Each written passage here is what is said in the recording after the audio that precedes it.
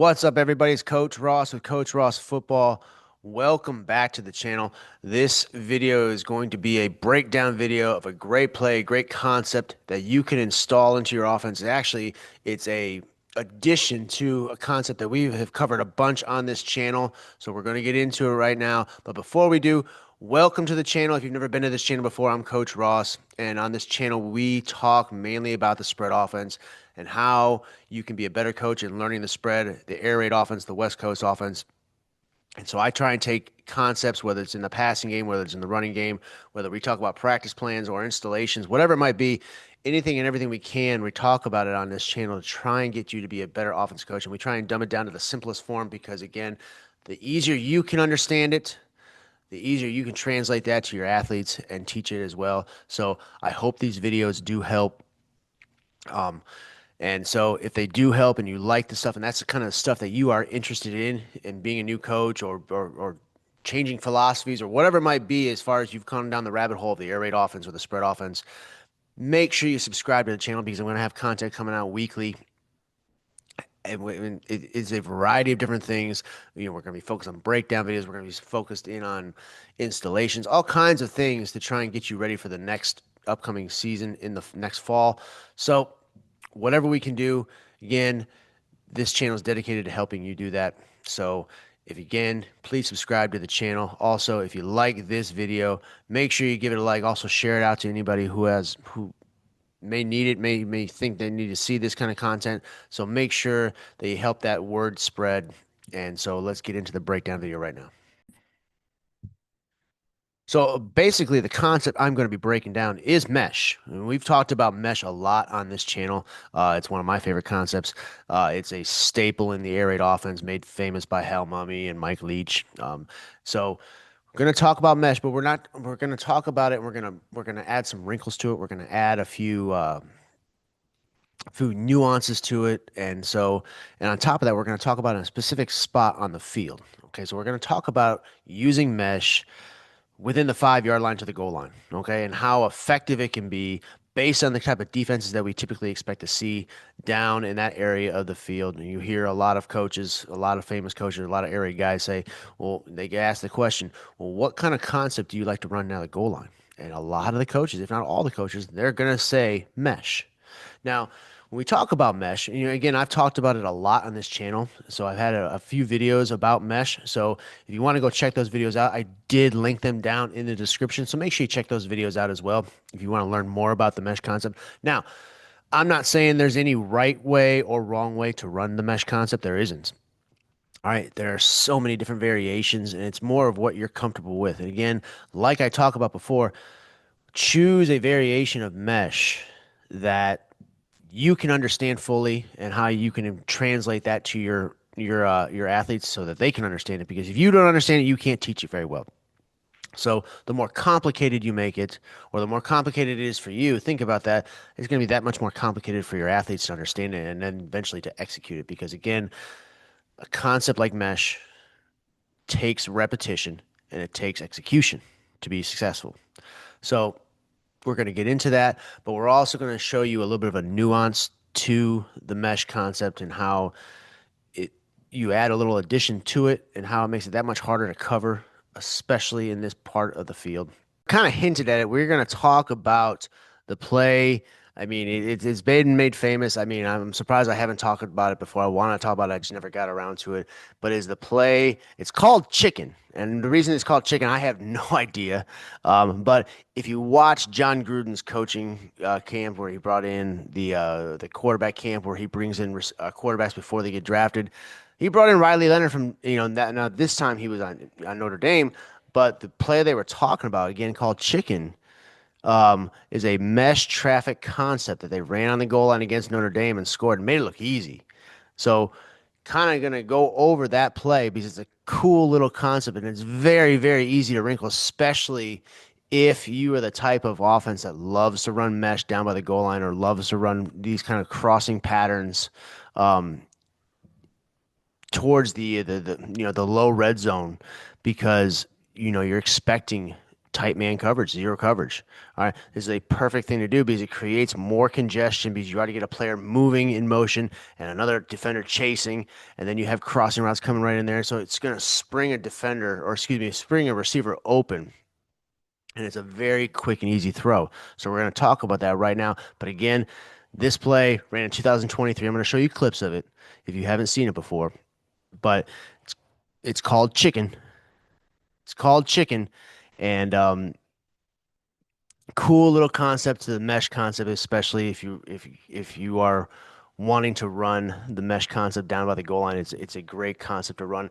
It's something to think about adding, to your playbook, to your arsenal, because it's not much to change as far as if you run your basic mesh concept down by the goal line. Basic variation of mesh is, again, we have our mesh right here with our two inside receivers. They're creating that mesh. And again, the thought process is this defender is going to chase, this defender is going to chase. It's going to create a natural pick here. On the outside, again, can do a variation of things. You can have deep out routes. You can have a post. Typically, I like to run a post on it. You have a deep out route on this side. You could even potentially have him on an on the ball OTB route right there if you wanted to. A lot of times, I'm a big fan of the rail route or the wheel route with the back out of the backfield here too. I like to pair that with a post, but this is your basic variation of mesh.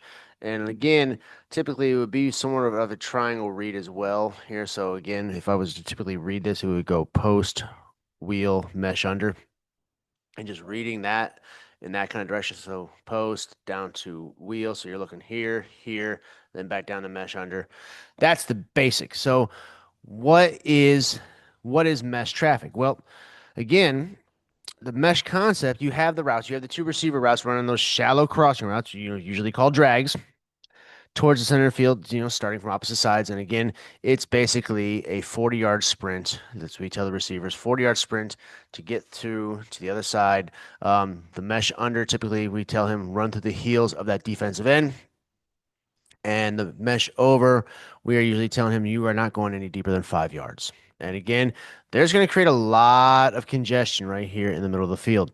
The rule, though, they're instructed to run their routes as close as they possibly can. A lot of times you hear coaches talk about how they want a high five in the middle of the field, to create that natural mesh, that natural pick, the natural rub right there. So a lot of coaches have them practicing. You can even do this in settle and noose, where you have them practice running so close that they have to high five during practice. Again, the effect of this is against man-to-man coverage, the two defenders covering those crossing receivers are forced to run right into each other because this is a natural pick. Creating that pick or creating that rub that breaks frees one or both receivers. Now, what is the traffic? You hear me talking about the mesh traffic.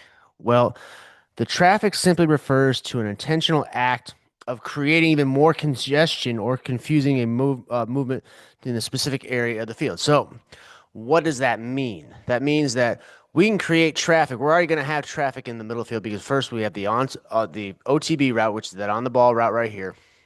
And then we have the two crossing receivers. So if the defense is in a man coverage, then what happens is there is a lot of congestion right here in the middle of the field. So now with the idea of the traffic, all right, so the mesh traffic is we want to add another receiver into that traffic, okay, into that congestion, basically have that receiver spring open. So for example, we could do this on this concept right here. If we give the running back, let's say the running back is a play fake, so he's play faking here, and then he's trafficking all the way out here to the flats here as well. Or he just runs out into the flats, and essentially he will get there before this other mesh over gets there. And essentially we're running right through in here. A lot of times what happens too is if they are in man coverage, more than likely this middle linebacker is going to be responsible for the running back. And if they are just in man coverage, he eventually is going to, this defender will run with that running back.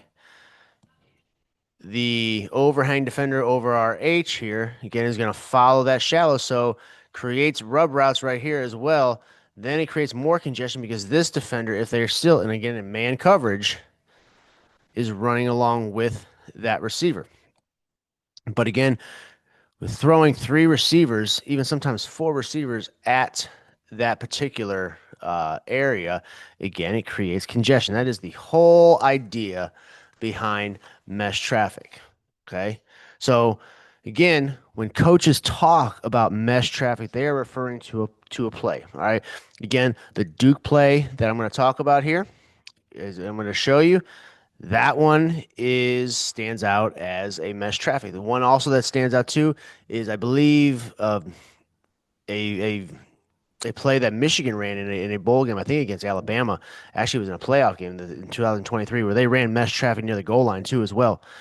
Okay, so you can use crossing motion of the mesh along with other, run fakes. You can do with the run fakes. You can create crossing motions, which is what Duke did, which is I'm about ready to show you, to create maximum traffic and confusion in a small area. That is the whole point of this. So why is it used in the goal line? Okay, well, goal line defense, typically you're going to see zero coverage, which is man-to-man defense. All right, so teams almost always play some sort of tight man or zero coverage inside that 5 yard line. This is the most vulnerable defense for mesh concept. Again, like I talked about, as defenders are forced to follow their man, so they are just manned up specifically, especially around the goal line. So this is why mesh traffic is such a good kind of concept to use if you want to get away from just using the straight up basic mesh concept. Mesh traffic is one of those concepts that you can use. So why do we use it in here? Because again, you can't run real deep routes, so you want some sort of short receiving routes. So the reduced field space, the field is condensed, meaning the receiver only needs a foot of separation to score. So again, getting a receiver on the move and having a defender chase and not having it to be a long throw is beneficial to an offense because we can create those natural picks and create confusion with man defense right near the goal line and not have to use that much space to score. The smallest rub created by the mesh or the fake is enough to open a scoring window. Makes mesh a staple is the crossing routes that it creates, but there is no wrong or right way to run mesh. Like I said, there are so many different other routes you can add on posts. You can have deep outs. You can add in rail routes from the running back. There's OTB routes, which are on the ball routes by the inside receiver or another outside receiver. There's so many different variations, but the thing that makes it unique are those two inside receivers basically crossing and trying to basically create natural picks from their defenders because typically when you run mesh, you want to run it against a man defense. That is the main defense you really want to kind of attack with mesh is that man defense. So that natural pick route right there helps spring some of your more better athletic receivers open in space. So that's why mesh is such a staple uh, concept in the air raid offense, especially because a lot of times defenses responses if they're getting beat in the short passing game and they feel the need to put more pressure on the quarterback, then they're going to send more than the offensive line can block. So therefore, blitzing they typically need a man up on the outside, and that man defense creates that chasing already. But then on top of that, with the mesh concept, you have that rubbing of the offensive receivers, creating that natural pick and springing receivers open very, very quickly. So that is mesh essentially in a nutshell. But we're going to talk a little bit more about an addition, which is called mesh traffic. What Duke starts off with first is they run a 4-by-1 unbalanced formation. Why? Well, first off, they want to see how Notre Dame lines up to it. They want to see what kind of look they're going to get. But then there's an automatic shift into it where they shift to a 2-by-2 set. So essentially, he flares out. We have H come in here. We have Z go and attach as a tight end. F comes back in as a running back right here. Actually, I believe he goes into a pistol look. And then we have another receiver right here. So it ends up going into more of a condensed look out of a 2-by-2 set, kind of looking like this. And so now we see when they do that, go into that shift, we see the defense just shift with the entire offense. And you see receivers that are or defenders that are responsible for particular receivers follow them along the field. So that right there, the way they respond and react to that motion, that shift, tells you right there that it is a man type of defense, a zero cover read or zero cover defense that they're facing. And because they're in man coverage, the defenders have to follow their assigned player as they sprint across the field. This action glues defenders to the hips of the receiver, or at least it tries to. They are now running hard, tightly locked up, and focused only on their man. So their eyes are on their man. Linebackers more than likely are their eyes are on the running back in the backfield as well. So just that small little shift in motion right there kind of gives you an indication. It's an indicator of what kind of defense they're going to be facing, what kind of defense they're going to be looking. So adding that shift is a possibility. You could add that 4x1 shift in there, or just come out of a straight by 2x2. Some sort of motion could be used as an indicator whether you motion this defender out and then have him return back in. Right there, that simple little motion right there will kind of indicate what kind of defense you might be facing, because does that overhang follow and then come back? Because if that's the case, then we know that boom, we got him in zero coverage right now. We can run this play right now. So this is essentially the look that Notre Dame gives them, and you can see how many guys are up front here and down in the line of scrimmage. I mean, obviously, it's the goal line; they're not going to be sitting 10 yards back. So you're going to have a lot of action, a lot of congestion already right here in the middle of the field.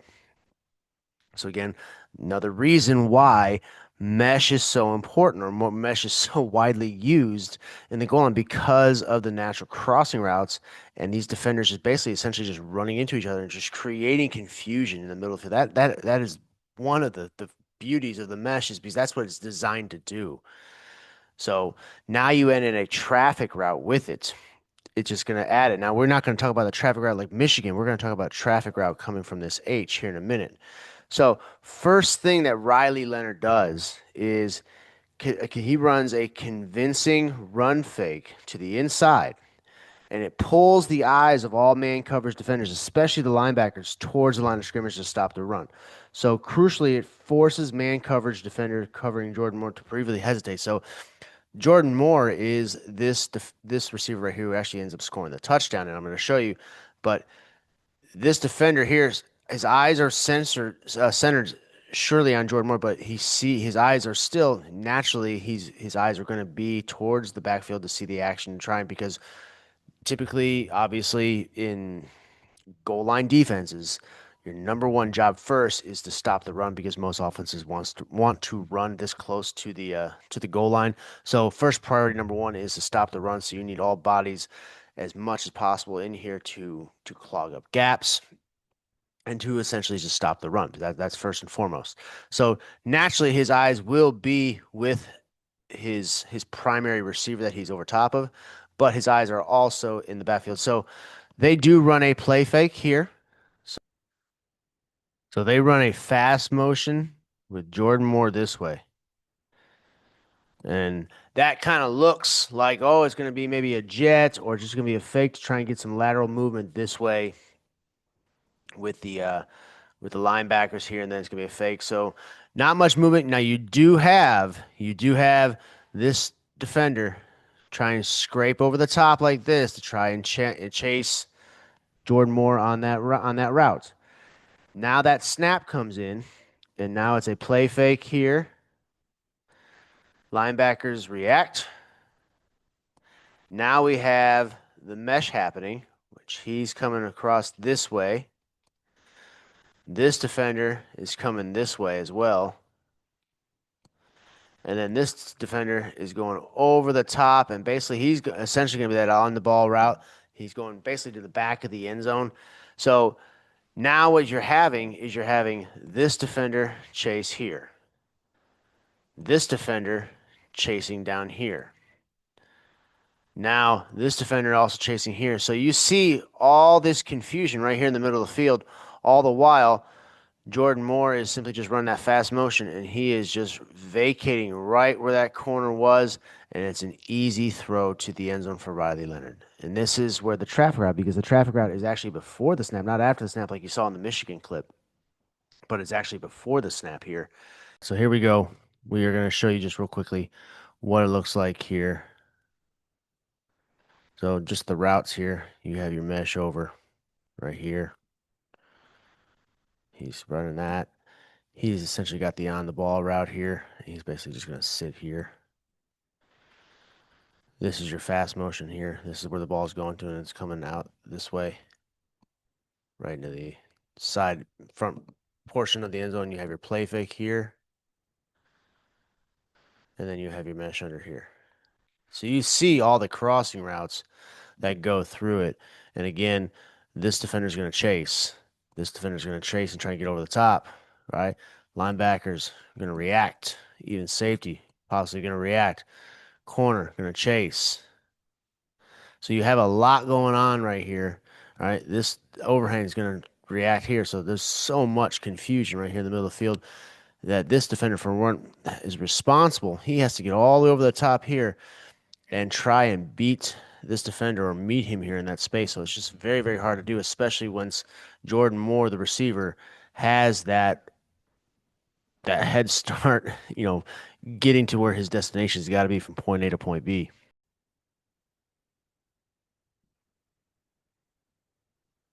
So we will just look at it right now, just to watch it in full speed here, just to show you what it looks like. You see there's the fast motion, play fake, wide open, because that defender could not. Just the end zone view of it here, you can see how much space is available on this area of the field because this defender here responsible for running and chasing all the way across. Again, that traffic route opens up, especially with these other crossing routes coming in with the mesh. So again, mesh traffic, this is a wonderful little concept, a little twist to mesh that you can add in the goal line because of the natural rub routes that it does create.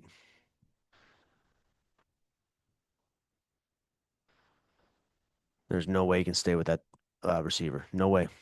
Have it. That is that mesh traffic concept that is great down by the goal line, demonstrated by Michigan, demonstrated by Duke.